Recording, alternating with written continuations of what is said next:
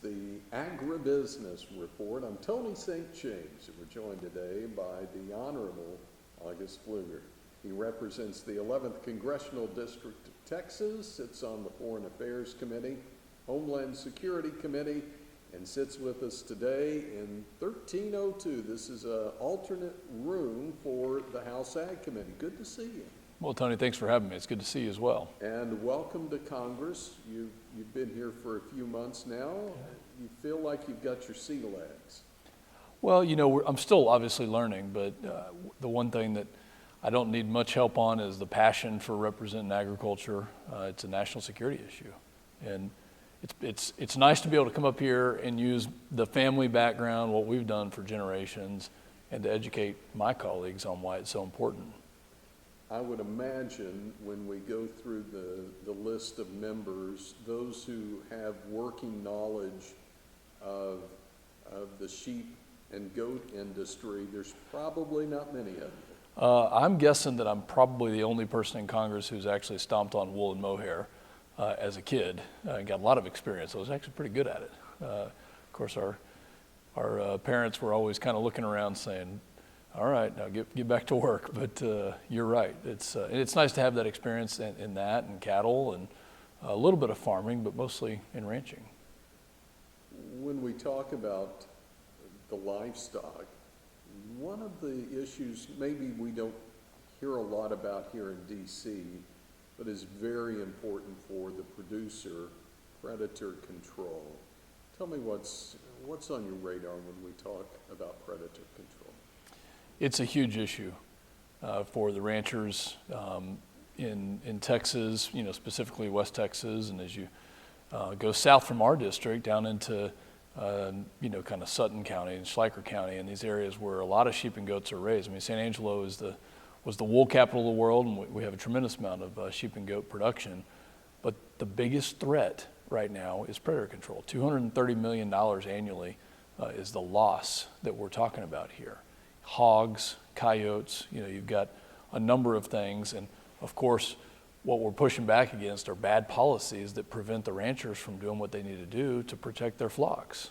My family, for instance, has dogs that we use. I mean, these are literally sheep dogs that go around with the sheep and goats and are able to help protect them. But there's a number of things you can do, but no one silver bullet. You have to take a layered defense approach to it. Is it in part when you're here trying to help educate and maybe get past the emotional idea of predator control? For sure it's education, and I hesitate to say that on the other side of the aisle that we're going to get past the emotional side of this. But it's important for us to be able to set the conditions and stay out of private industry's business when it comes to their ability to get things done. And that's really the education we need to provide, is to take other members of Congress out there and groups to see how hard it is, you know, that life cycle. We're talking about, you know, over a year-long process for the life cycle of a young lamb or a kid goat. So to protect them once they're born it's incredibly important and difficult. You talk about the other side of the aisle. Let's talk about a trade agreement that was approved just before you got here, the USMCA, and ironically it had more support than we've ever seen from the Democratic Party on a trade measure. Is trade still front and center for you? Absolutely. Sitting on Foreign Affairs, I also sit on the subcommittee that deals with trade, and this is how I can be an advocate, a voice, and an educator on why it's so important for our agricultural trade. I mean, just take U.S., Mexico, Canada, the agreement that we had.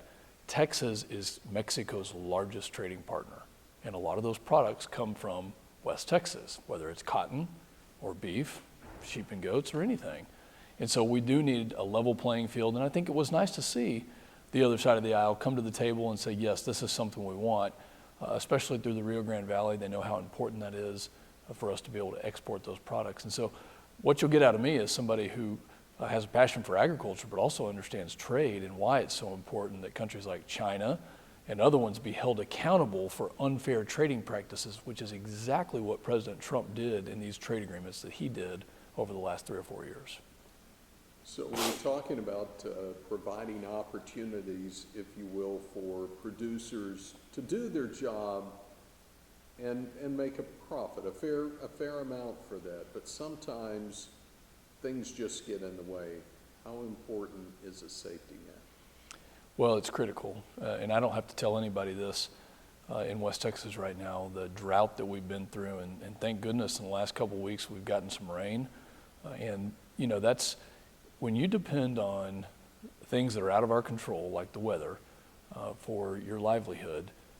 And I look at this as a national security issue. We cannot be dependent on other countries for our food source. We cannot be dependent on anybody else.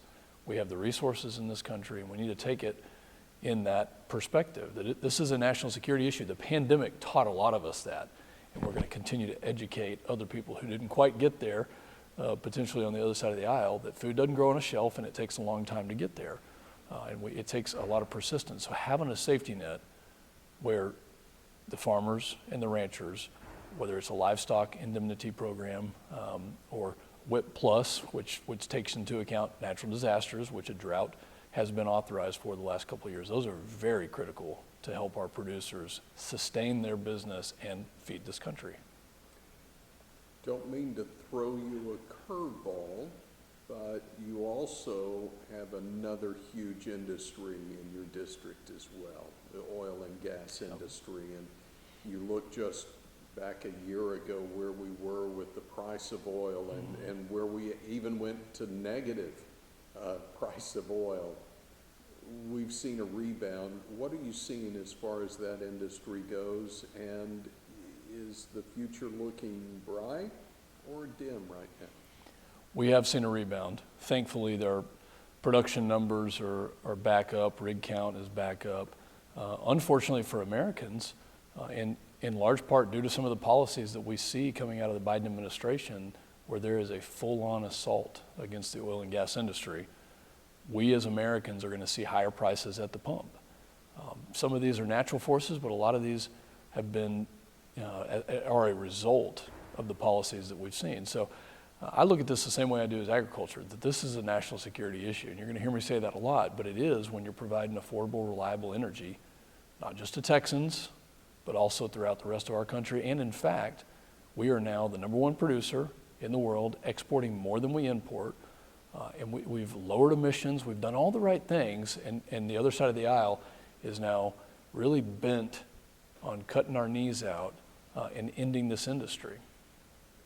No, you have a lot of work to do. Thanks for carving out some time for us. Will you come back and see us? Tony, absolutely. Thank you. And just like to say it's a pleasure to represent West Texas and to represent hardworking people who know a thing or two about putting food on the table and putting energy in our homes and our vehicles. So thank you. He represents the 11th Congressional District of Texas, the Honorable August Pfluger. And this is the Agribusiness Report.